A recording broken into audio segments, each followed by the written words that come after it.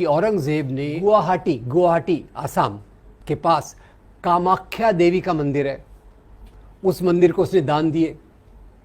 उज्जैन में महाकाल का मंदिर है, उसको भी दान दिए। वृंदावन में भगवान कृष्ण का मंदिर है, उसको भी दान दिए। Aurangzeb very bad. बाकी चीज़ें तो थी, धर्मांतरण भी उसने कराए, पर उसने हमारे मंदिरों को तोड़ा। अब मैं बड़ा कंफ्यूज हो गया। मैं फिर, क्योंकि आपको पता होगा मैं हिस्टोरियन तो हूँ नहीं, तो मैं फिर हिस्ट्री पढ़ने लग गया कि औरंगजेब ने कौन से मंदिर तोड़े। पर वो पढ़ते समय मेरे दिमाग में 4 चीज़ें पता चली मोटे तौर पे।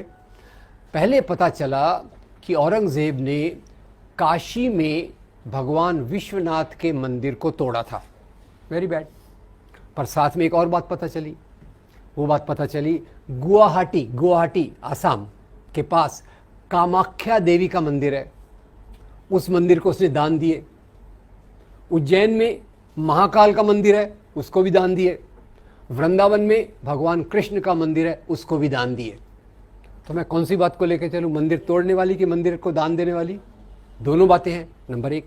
तीसरा, मुझे बड़े आश्चर्य की बात पता चली कि औरंगजेब ने मस्जिदों को तो दान दिया ही था, पर उसने मस्जिदें तोड़ी भी सही।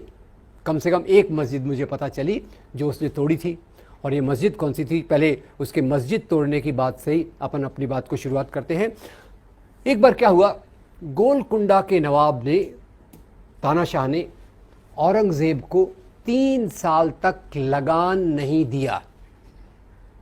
औरंगजेब कौन है? महाराजा। तानाशाह कौन है? राजा। ठीक है, तो तानाशाह ने 3 साल तक लगान नहीं दिया। ये लगान यानी क्या? टैक्स। ये बात आपको पहले से पता थी या आमिर खान की फिल्म देखने के बाद पता चली? पहले से पता थी, ठीक है, मुझे बाद में पता चली इसलिए बोल रहा हूँ, ठीक है। अब ये समाज में टैक्स कैसे चलता है? सबसे नीचे टैक्स देने वाला कौन होता है? किसान। किसान किसको टैक्स देता है? जमींदार को। जमींदार किसको टैक्स देता है? राजा को। राजा किसको देता है? महाराजा को। औरंगजेब कौन है? महाराजा। तानाशाह कौन है? राजा। तो औरंगजेब ने तानाशाह को पूछा, आपने 3 साल तक लगान नहीं दिया, क्या प्रॉब्लम है? तानाशाह ने कहा, हुजूर, मेरे राज्य में अकाल, ड्राउट है, जैसे हमारे महाराष्ट्र में चल रहा है, मराठवाड़ा में चल रहा है। मेरी प्रजा मुझे लगान नहीं दे रही, तो मैं आपको लगान कहाँ से दूं? औरंगजेब बड़ा चालाक। औरंगजेब ने अपने जासूस को भेजा और पता लगाया कि तानाशाह ने अपनी सारी संपत्ति एक मस्जिद के नीचे छुपा के रखी है। आगे की बात नहीं बताया तो चलेगा क्या? क्या करेगा औरंगजेब? फौज को भेजेगा, मस्जिद को तोड़वाएगा। तो अब मैं आपसे पूछना चाहता हूं, हम केवल औरंगजेब के मंदिर तोड़ने की बात को पकड़ के चलते हैं। औरंगजेब ने मंदिर बनाए, वो हम भूल रहे। औरंगजेब ने मस्जिद तोड़ी, वो हम भूल रहे। औरंगजेब ने मस्जिदों को दान दिया, वो हम भूल रहे। मोटे तौर पे मैं आपसे ये पूछना चाहता हूं, राजा लोग राज्य क्यों करते थे? होल्ड ऑन, राजा लोग, why were kings ruling? Option A, राजा लोग राज्य करते थे धर्म के नैतिक मूल्यों के लिए। बी, राजा लोग राज्य करते थे सत्ता और संपत्ति के लिए। ए या बी? बी। और हमारे मन में क्या चल रहा है? हमारे हिंदू राजा वेरी गुड यार, तुम्हारे मुस्लिम राजा वेरी बैड। एक सरल फार्मूला है, पाकिस्तान में जाओ तो फार्मूले को उल्टा कर देंगे।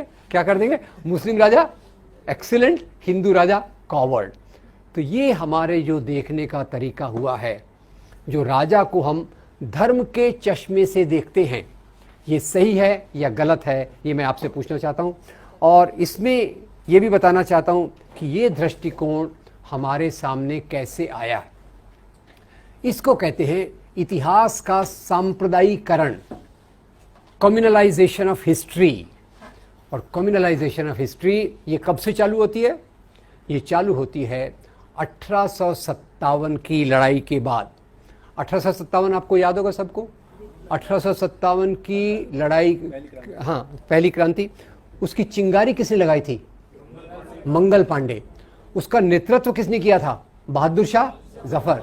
बहादुर शाह जफर के साथी कौन थे? तात्या साहब, नाना साहब, पेशवा। झांसी की हिंदू मुसलमान मिलके अंग्रेजों के खिलाफ लड़े। अंग्रेजों की सत्ता डगमगा गई और अंग्रेजों ने तब सोचा अगर हमको यहाँ राज्य करना है तो कौन सी नीति लगाना पड़ेगा? Divide and rule. और वहाँ से उन्होंने जो इतिहास लिखाया वो अलग अलग रूप में, पाकिस्तान में उसको एक रूप दिया गया, यहाँ दूसरा रूप दिया गया।